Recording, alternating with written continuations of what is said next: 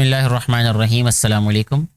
बेटा जी 6 क्लास की मैथमेटिक्स का यूनिट नंबर 5 अब हम स्टार्ट करेंगे सॉल्व करना। आज की वीडियो में हम 5.1 एक्सरसाइज को सॉल्व करना स्टार्ट करेंगे। बहुत ही इजी है, चैप्टर का नेम सिंप्लीफिकेशन है और बहुत इजी क्वेश्चंस हैं ये, जो कि अक्सर बेटे और बेटियों को मुश्किल लग रहे होते हैं।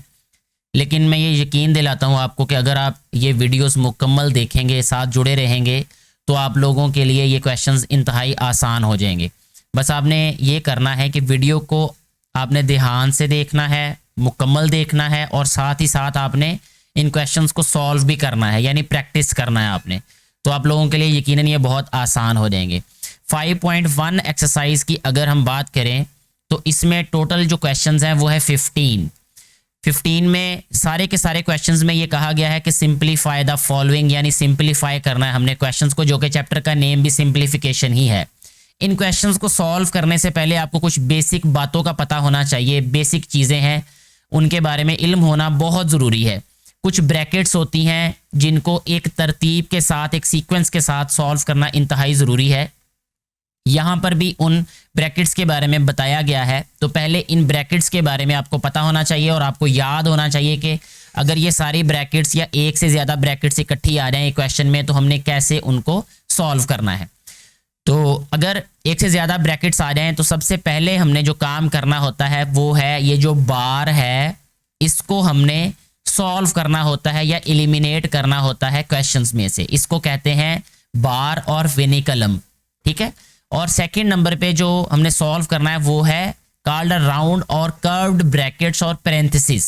इसको क्या कहते हैं, इनके नेम याद रखने हैं। इनको राउंड ब्रैकेट भी कहते हैं, इसको कर्व्ड ब्रैकेट भी कहते हैं और इसको पैरेंथेसिस भी कहते हैं। ये जो छोटी ब्रैकेट भी बोल देते हैं इसको, ये जो दरमियानी ब्रैकेट भी कह देते हैं इसको, ठीक है। जो उर्दू मीडियम में बात आती है ये is called a curly brackets, क्योंकि इसमें कर्ल है ये, ठीक है। कर्ली का मतलब होता है घुंघराले, ठीक है। तो ये कर्ली ब्रैकेट है या इसको ब्रेसिस भी कहते हैं ये, ठीक है। इसके बाद है नंबर 4 पे, जो कि लास्ट पे 4th नंबर पे है, इसको कहते हैं इज कॉल्ड बॉक्स ब्रैकेट और स्क्वायर ब्रैकेट। ये जो ब्रैकेट होती है इसको बॉक्स ब्रैकेट भी कहते हैं और इसको स्क्वायर ब्रैकेट भी कहते हैं। ये इसी सीक्वेंस के साथ हमने क्वेश्चन में इनको सॉल्व करना होता है, ठीक हो गया। इसके बाद मैं बहुत शॉर्टली आपको बताऊंगा ये बातें, ताकि थोड़ी बातें आप लोगों को जल्दी हजम हो जाएं।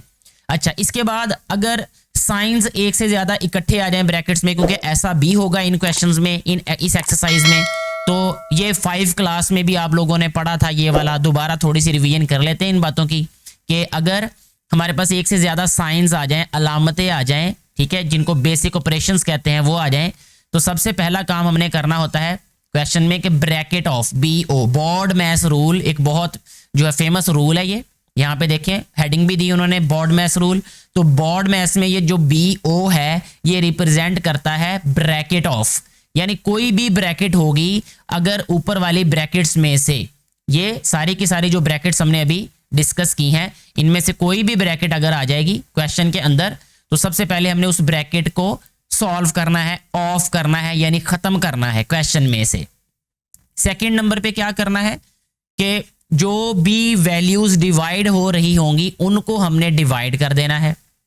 फिर डिवाइड करने के बाद अगर मल्टीप्लाई का साइन हुआ तो फिर डिवाइड के बाद फौरन मल्टीप्लाई होने वाली वैल्यूज को मल्टीप्लाई करना है, फिर ऐड होने वाली वैल्यूज को ऐड करना है, एंड लास्ट पे हमने सब्ट्रैक्ट करना है, ठीक है। तो ये जो ऑपरेशंस हैं इनको इसी सीक्वेंस के साथ, जो ब्रैकेट्स हैं इनको भी इसी सीक्वेंस के साथ आपने याद रखना है, याद करना है, और क्वेश्चंस में इसी तरतीब के साथ हम इनको सॉल्व करेंगे। जब क्वेश्चन सॉल्व हो रहे होंगे तो आप लोगों को ये बात भी मजीद क्लियर हो जाएगी। अब हम आते हैं क्वेश्चन की तरफ। एक्सरसाइज 5.1 का जो क्वेश्चन नंबर 1 है वो हमें दिया हुआ है कुछ इस तरह से कि उसमें लिखा हुआ है 1 होल नंबर 1/24। इसमें सबसे पहले ब्रैकेट दी हुई है, ब्रैकेट के बाद 1 होल नंबर 1/24 डिवाइडेड बाय, फिर ब्रैकेट दी है और यानी करली ब्रैकेट है ये।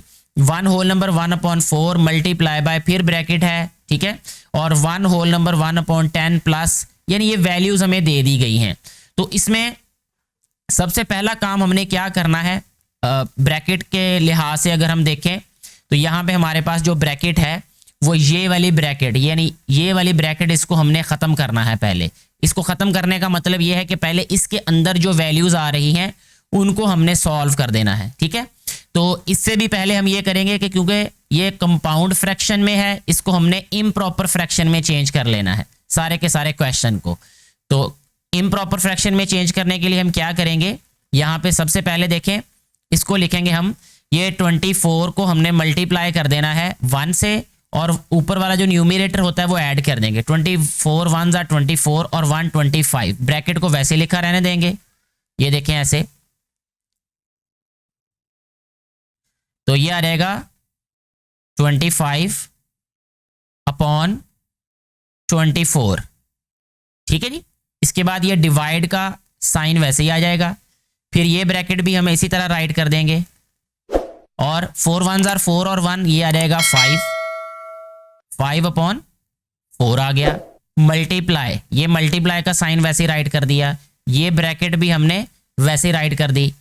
अब देखें 10 1 are 10 और 1 11 हो गया, 11 अपॉन 10 प्लस 5 1 are 5 और 2 7, यह आ जाएगा 7 अपॉन 5 माइनस 4 1 are 4 और 1 5 अपॉन 4। तो ये इस तरीके से हमने क्या किया, अभी तक सिर्फ एक काम किया है। जो क्वेश्चन है उसको कंपाउंड फ्रैक्शन में दिया गया हुआ है हमें, तो हमने उसको इम्प्रॉपर फ्रैक्शंस में चेंज किया है। अच्छा जी, नेक्स्ट स्टेप में हमने क्या करना है कि ये जो ब्रैकेट है हमारे पास, इस ब्रैकेट को ख़त्म करेंगे। इसमें देखना है कि फ्रैक्शंस जो हैं उनके दरमियान में प्लस और माइनस का साइन है। प्लस और माइनस के साइन में आपने हमेशा याद रखना है कि जब भी फ्रैक्शंस के दरमियान में प्लस या माइनस का साइन आ जाए तो हमेशा एलसीएम से ही उसको सॉल्व करते हैं, यानी एलसीएम लेना है और एलसीएम लेने के बाद हम क्वेश्चन को सॉल्व कर देंगे, ठीक है। इसमें मजीद आप ये कर सकते हैं कि पहले ऐड होने वाली फ्रैक्शंस को सॉल्व कर लें, क्योंकि बोर्ड मैथ्स रूल के अकॉर्डिंग पहले एडिशन को सॉल्व करते हैं फिर सब्ट्रैक्शन को। तो इसमें हम ऐड होने वाली वैल्यूज़ को पहले सॉल्व करेंगे, जो आंसर आ जाएगा उसको फिर बाद में सॉल्व करेंगे। तो देखें ये आ जाएगा हमारे पास, बाकी सारी वैल्यूज़ वैसे ही चलती रहेंगी।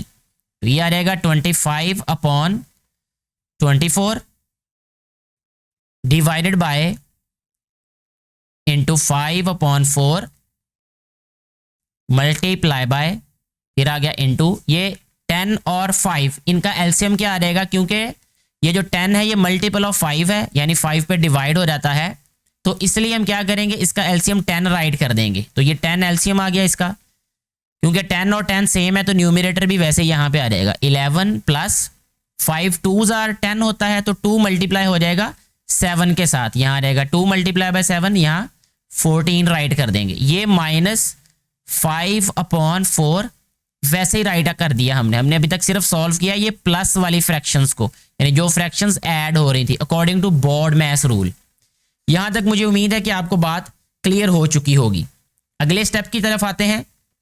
नेक्स्ट स्टेप में हमने क्या करना है, अब ये जो वैल्यूज़ हैं इनको ऐड करने के बाद देखें कि ये फिर फ्रैक्शंस है और दरमियान में माइनस है, फिर हमने उसको एलसीएम लेके ही सॉल्व करना है। तो इसको हम लिखेंगे अब यहाँ पे 25 upon 24 divided by into 5 upon 4 multiply by, फिर ब्रैकेट, और 14 प्लस 11 कितना हो जाएगा, 4 + 1 5, 1 + 1 2, 25 आ जाएगा। ये आ गया 25 अपॉन 10 माइनस 5 अपॉन 4, ये ब्रैकेट ब्रैकेट और ब्रैकेट। अब 10 और 4 का एलसीएम, जैसे 5 क्लास छोटी क्लासेस में भी ये 2 3 क्लास से स्टार्ट हो जाता है, ये यानी 3 क्लास में ये फ्रैक्शन वाले क्वेश्चन स्टार्ट हो जाते हैं। 10 और 4 का एलसीएम हम इस तरीके से भी ले सकते हैं, 2 5s are 10, 2 2s are 4, फिर 2 पे डिवाइड हो रहा है, ये यहाँ पे 5 आ जाएगा, यहाँ पे 1 आ जाएगा, फिर 5 पे डिवाइड कर देंगे इसको, 5 1s are 5 और ये 1 आ जाएगा, 5 2s are 10, 10 2s are 20। अब 20 एलसीएम आ जाएगा इस वाले इन वाली फ्रैक्शंस का, दोनों का। तो हम एलसीएम से सॉल्व करेंगे नेक्स्ट स्टेप को भी।